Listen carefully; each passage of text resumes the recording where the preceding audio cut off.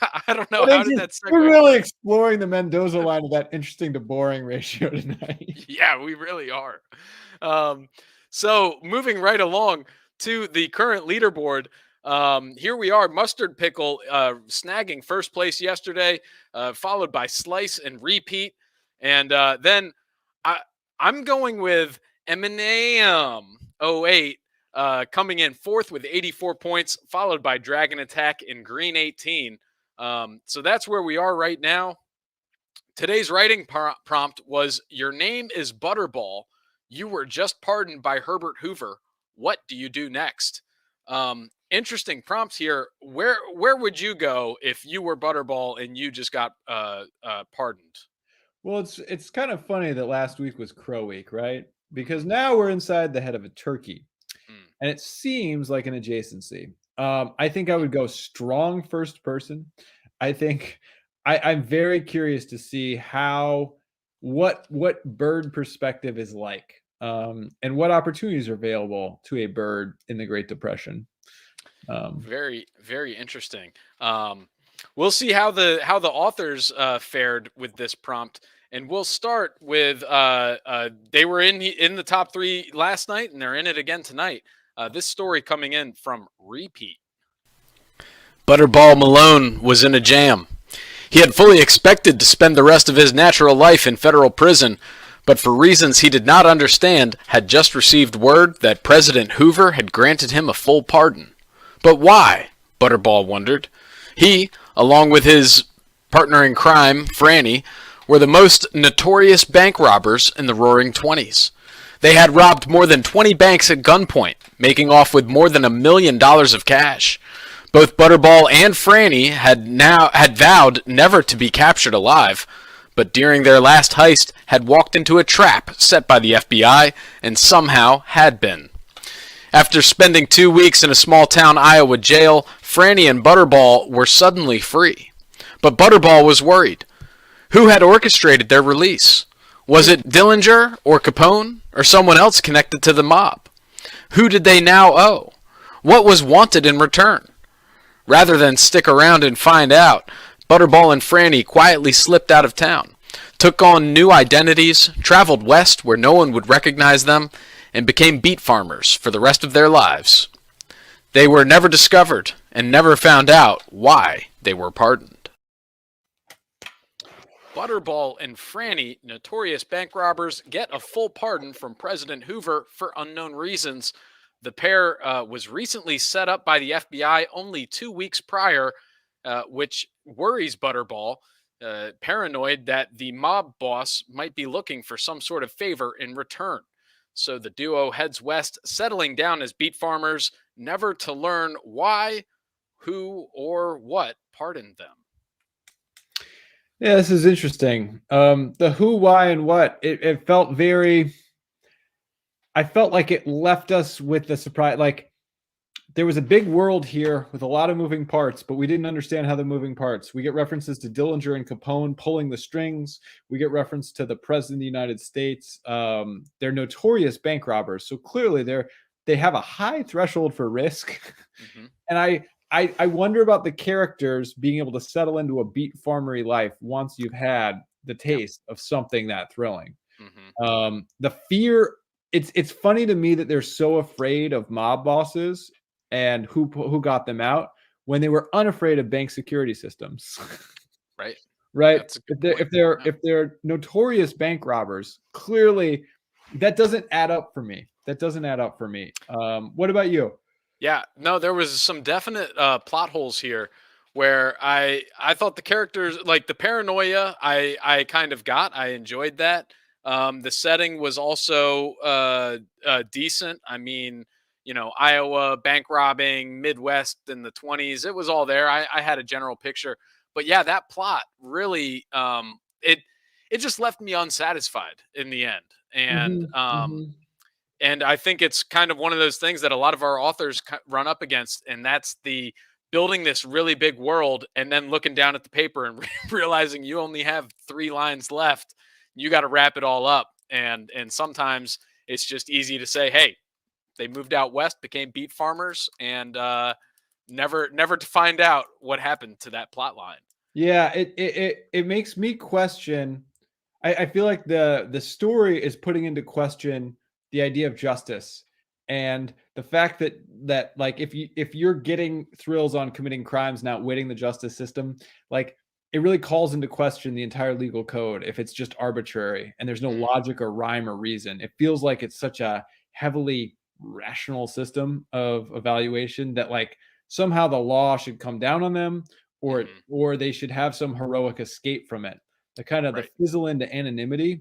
Like, what did they learn? If it was to fizzle into anonymity, I want more closer character perspective that reflects and ruminates upon like their decisions. So we see some sort of character growth, but we don't get that. We're still very much removed. And this is sort of like Repeat's story last time, in which there's no real dialogue. There's no quotes. We're not inside the head of anyone. I think that would have, at least for this piece, like to really zoom in, like kind of 1080, like HD, that would have been a place to get some thoughts for these characters on what it felt like to do this, what they learned, how do they change, how do they grow? Because right now it's fallen flat for me. That was a haunting sort of point you just made of this. Like they feel like the guillotine should come down on them, the justice, and yet nothing really happens, and then they just fade to anonymity. Makes you shudder. They should have, instead of becoming beet farmers, they could have just started a live stream where they analyzed short stories over the internet. I don't know if they thought about that one, but yeah, I don't know if they had live streams. It's a farmer's life. I mean, every day those those cows have to be milked every day, Tom. It's true. Speaking of which, let's see what our next author has in store for us. This is actually a newcomer to the podium. Racontus is submitting this story for us. The words echoed in my ears. A presidential pardon. Has a creature such as me, a fickle foppish fellow, ever been so blessed? The next turkey in line sure wasn't. There but for the grace of God, etc. So long, Hoover. Thanks for the break. Can't say it's been a good stay, but either way, it's time to fly. I strutted past the flock gathered at the gate and slipped my hand inside the too big waistcoat, feeling for a pocket watch that wasn't there. The coat was a remnant of the past, handed back to me by the steel-eyed turnkey this morning. Out of fashion, new, it hung shapeless on my prison-fed frame. On my way to bigger and better things, not back to Wall Street, no good after the crash. West, maybe? A dusty road, sure to be full of mice and men. The kind of place old Barnabas T. Jones could redeem himself and fill his pockets again. West it is, I decided, into the land of milk and honey. A perfect place for a guy they used to call Butterball. So here, a turkey named Barnabas T. Jones leaves jail after a pardon. This ex-Wall Street executive dons his fashionably late, ill-fitting jacket, feels for a pocket watch that is long gone, and decides to head west. And that the West has the opportunity to fill those pockets once again. I love this. In a lot of ways, it's the same arc as the previous story. It's not a bank robber, but it's a bankster who's brought to justice. But in that Great Depression, all the sort of financial institutions that, there's a blurring of robbers and who even the executives kind of are robbers. The wordplay, I was immediately drawn to the lyrical playfulness of the language. Fickle, foppish fellow was when Racontus stamped their authorial, I don't know what, they said that we are here. We are ready to write and win this competition. That the voice was, but the precise details of the voice, and at the same time, it was wry, it was witty, but it wasn't contemporary. I was elated by the etc. It sort of gestures towards like, oh, I got lucky. The next turkey over, blah, but it's that etc. Really, really great.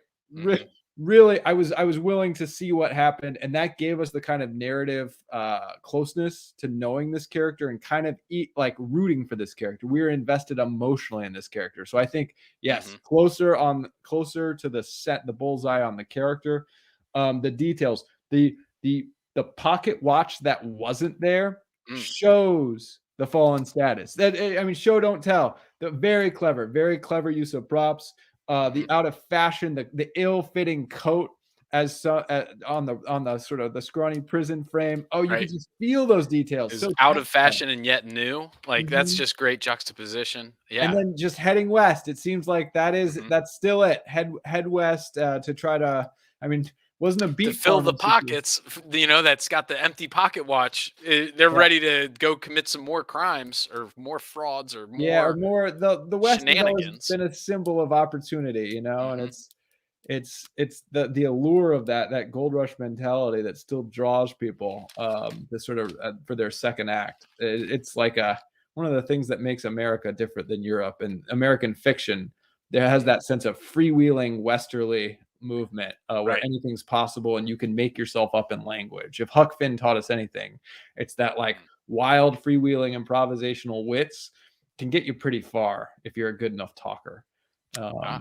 And European novels don't have anything like this.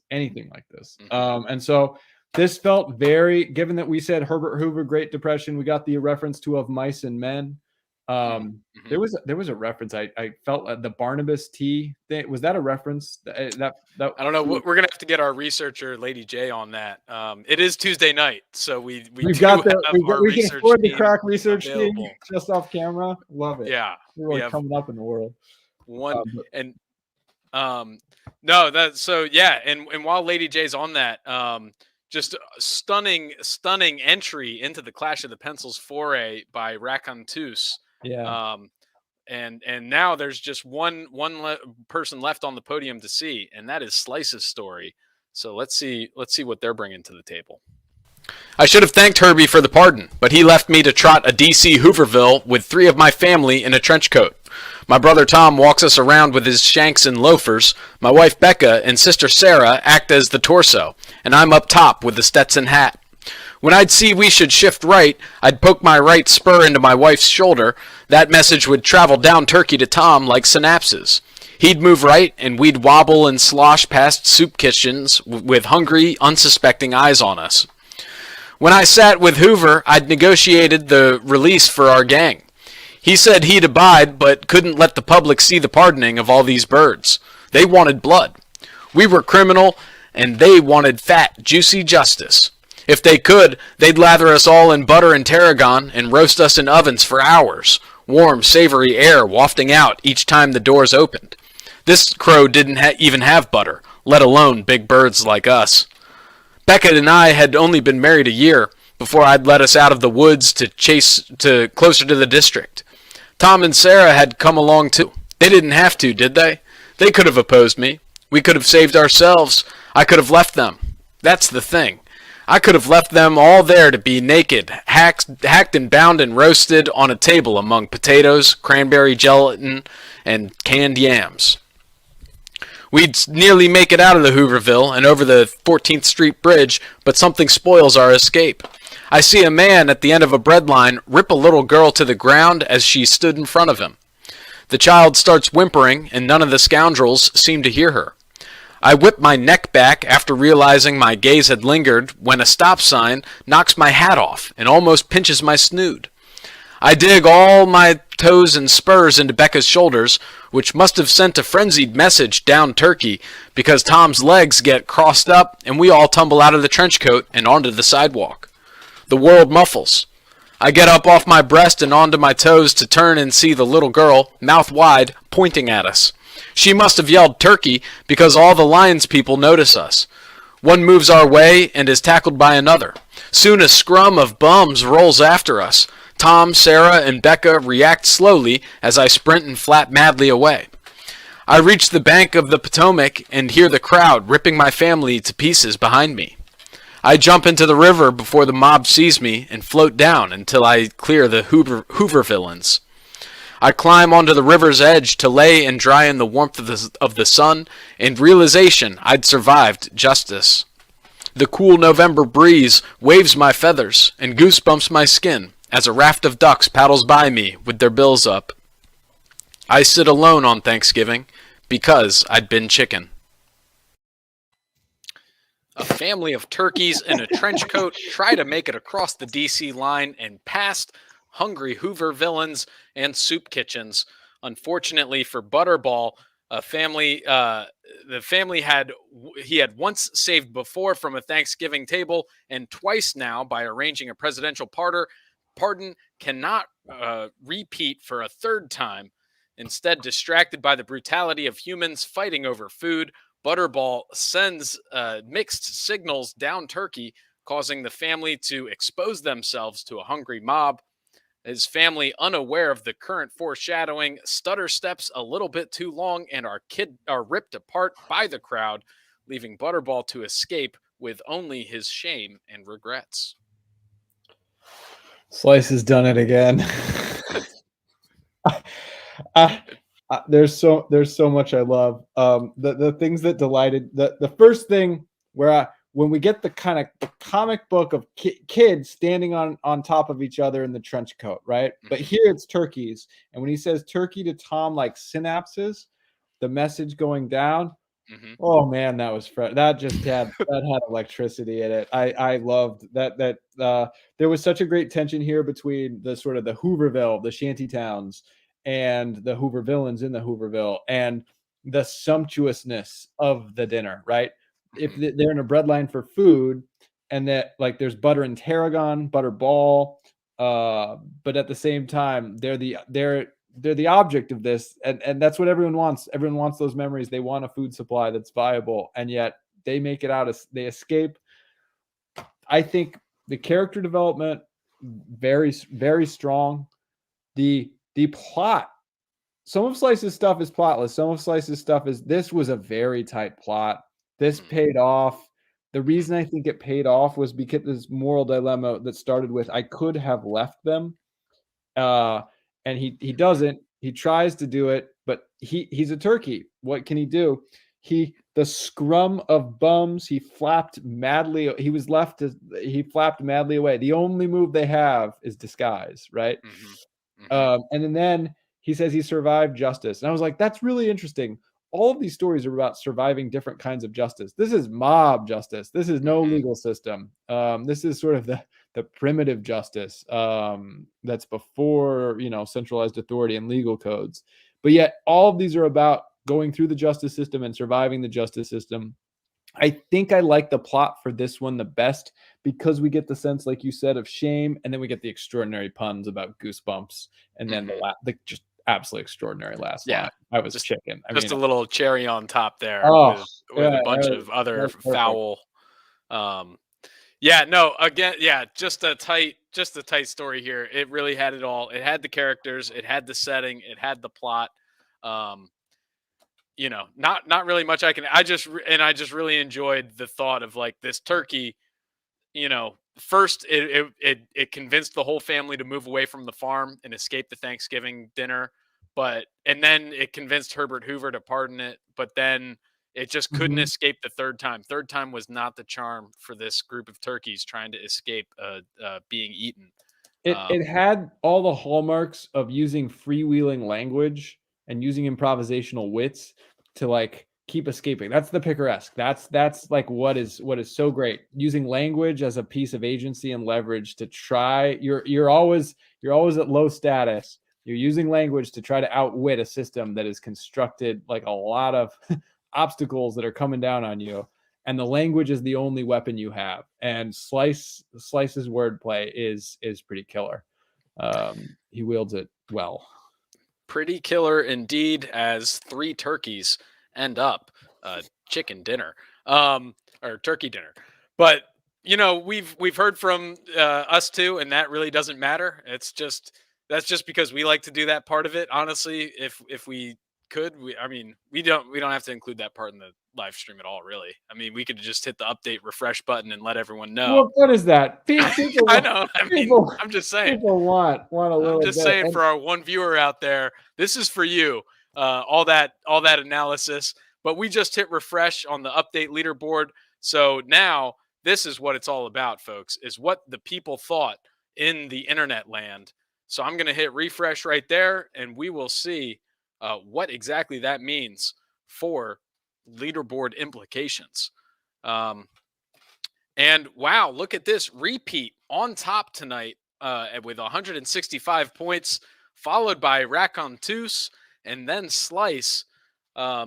M&AM 08 getting 99 points, coming in fourth.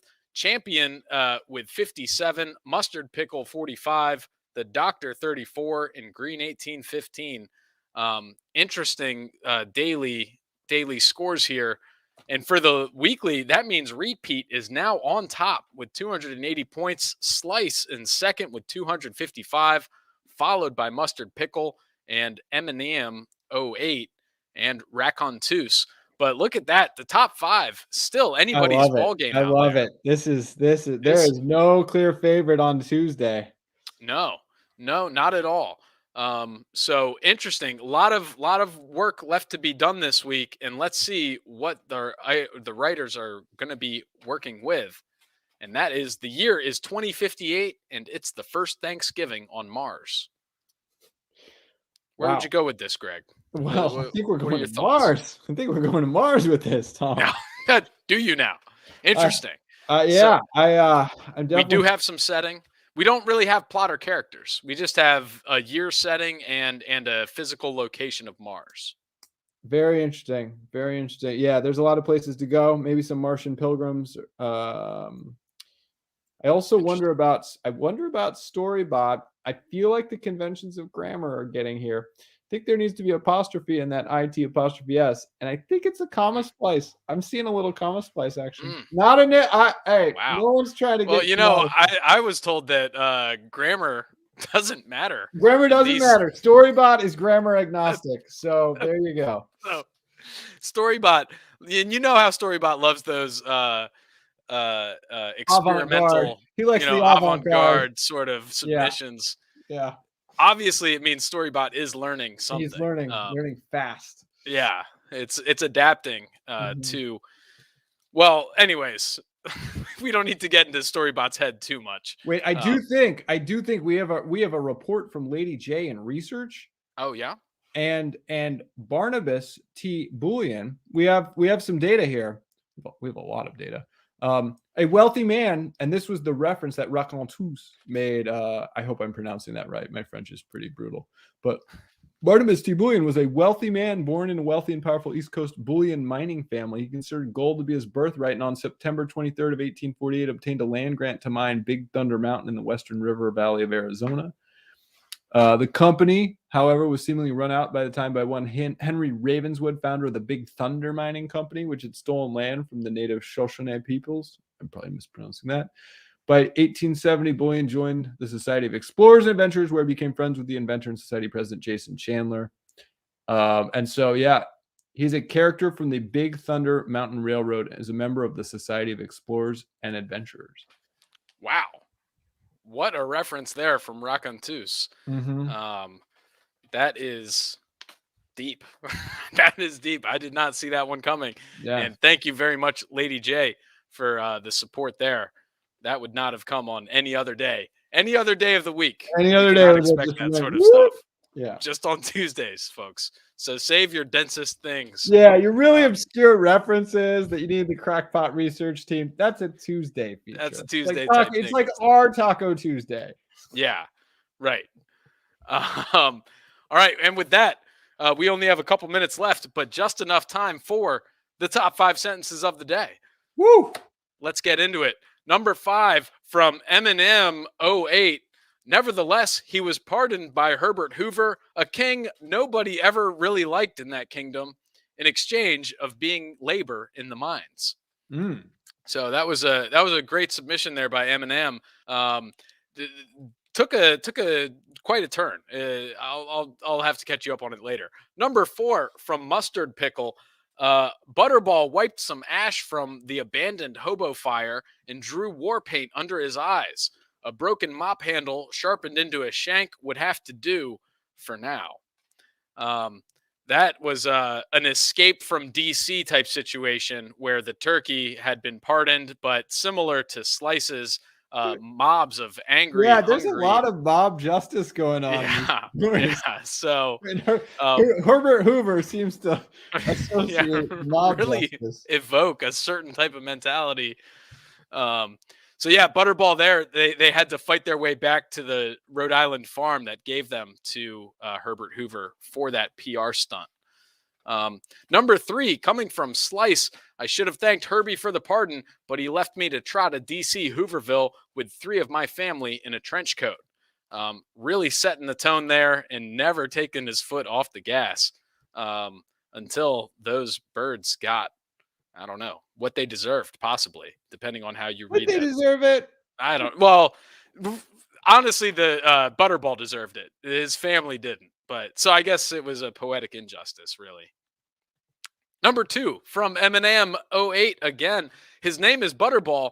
He was a long-known thief who robbed caravans and even ships, all alone with nothing except his explosives. Wow. So yeah, there we had a turkey with like precision explosion robbing a bill. I would pinch and zoom on that. I would pinch and zoom in. Yeah, totally. Unfortunately, Eminem did not handwrite the story. It was gunning to be a shoe-in for the top 3. Storybot is he's a fickle. He wants that idiot. He's a fickle, foppish fellow. Yeah, if I've ever known. Fickle, foppish fellow. And number 1, coming from Racontus, out of fashion, new. It hung shapeless on my prison-fed frame. Oh, such a good visual detail. I could that just popped an image in my head. So strong opening like foray shout of announcement from Racontus. Yeah. Racontus, got to keep our eyes on that Racontus indeed, which by the way, I looked up what that meant because I wanted to figure it out. And it is actually I need to pull up the definition to do it justice. It's it's a female raconteur, which let me tell you what a raconteur is. A person who tells anecdotes in a skillful and amusing way. So Racontus really living up to their name there tonight. That's a bold declaration if I've ever heard one. I love it. I love it. That's on par with Champion, and Champion kind of fell out of fashion recently, not becoming a champion, but Racontus. Yeah. Rockin' and Tucson. Really? That's where we're that's where we're going to end the night. Yeah, with that. The opposite of the Slice ending, right? I'm really not playing that one. That is a fact, and that's why I don't play. That's why I just read this script here and say things like, that wraps up another edition of Clash of the Pencils nightly live stream. Join us tomorrow at 11:30 a.m. Eastern for a game of word hoax, the game of jokes, verbal cloaks, and master strokes. And of course, join us here again at the same time, same place for the nightly stream of Clash of the Pencils. So until next time, we'll see you out on the paper. If you want to play Clash of the Pencils and win some NFTs, don't worry, it's easy. All you got to do, grab a notebook, grab a pen, go to clash.storysquad.app in your internet browser, check out today's writing prompt, and then write a story.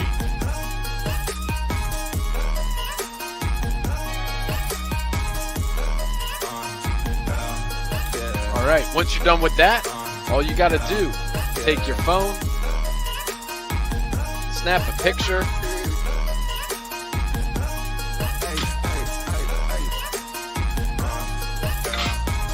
and then upload.